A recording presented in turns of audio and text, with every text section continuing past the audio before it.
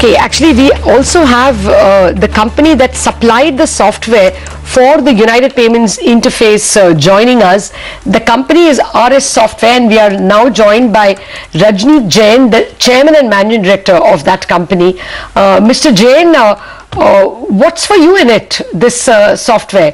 Does it improve your revenues or margins in a big way? Good afternoon. Thanks for having me on your channel. Our software is focused on the electronic payments for about 20 years now. So we specialize in building core in-country payment infrastructures, and we've been working with major payment networks. So for us, this is a great opportunity to build the basic, and it's not supply of software, it actually is a build of software.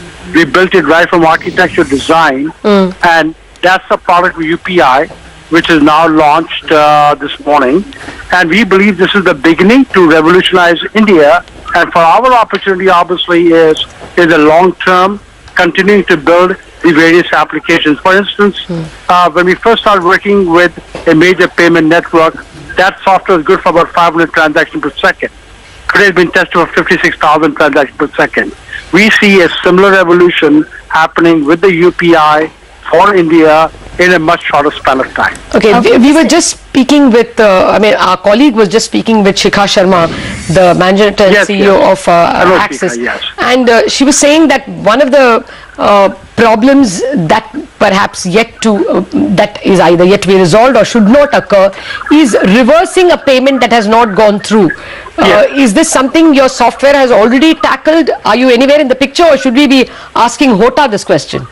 Well, let me tell you is that this is not the only feature.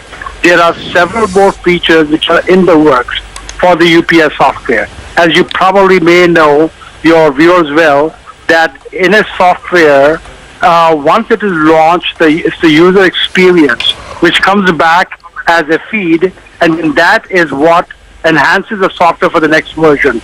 So there are multiple features which are in the build right now as we talk, and they will continue to be built over the patch of time, whether it's for disputes, whether it's for chargeback, or whether it's for being able to reverse the transactions. Okay.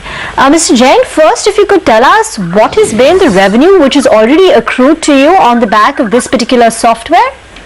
Sure. So this is at the ground level right now, and the revenues to this are in the range of about rupees 4 crores.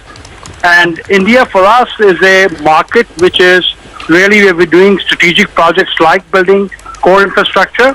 Our major focus as a company is really our global marketplace, the US and Europe primarily. So 4 crore is the total revenue that's accrued to you already from these payment solution? That is correct. Is that it, or you'll get more?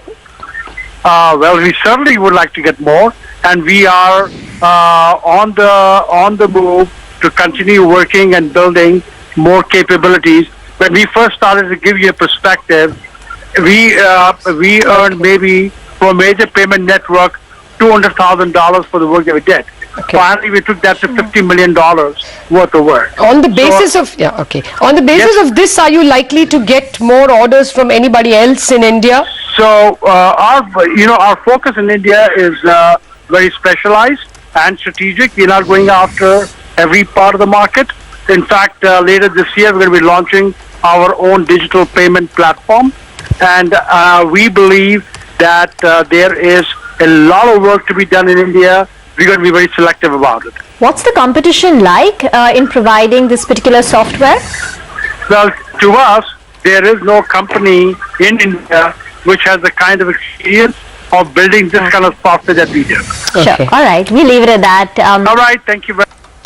All the best. So that's the word coming in from RS Software. For the opportunity seems quite high according to the company, but up until now they've only managed to garner revenues to the tune of close to about 4 crores. But another stock, moving on, a stock which is under pressure today is Infosys. But before that, companies like Monsanto will not be allowed to